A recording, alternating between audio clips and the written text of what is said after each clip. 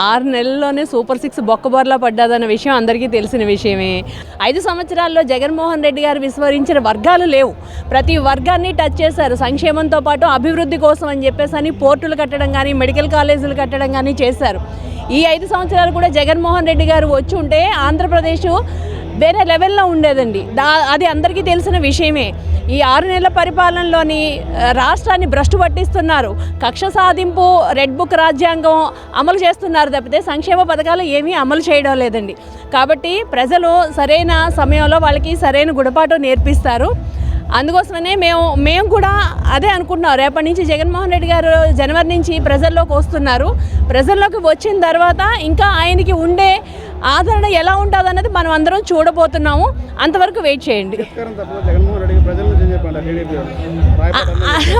ఇప్పుడు చూస్తున్నారు కదా, ఇప్పుడు ఒక అధికారంలో ఉన్న ముఖ్యమంత్రి కానీ, డిప్యూటీ సీఎం కానీ, హోమ్ మినిస్టర్ కానీ వస్తే రాని జనాలు జగన్మోహన్ రెడ్డి గారు ఒక ప్రతిపక్ష నేతగా జస్ట్ ఆయన వస్తుంటేనే అంత ప్రజాదరణ కనిపిస్తుంది వాళ్ళకి. ఆ ప్రజాదరణ తట్టుకోలేకనే కదా ఎక్కడికక్కడ కార్యకర్తల్ని అణిచివేసే కార్యక్రమాలు చేస్తున్నారు. సోషల్ మీడియా అరెస్టులు అని చెప్పేసి బెదిరించాలని చూస్తున్నారు.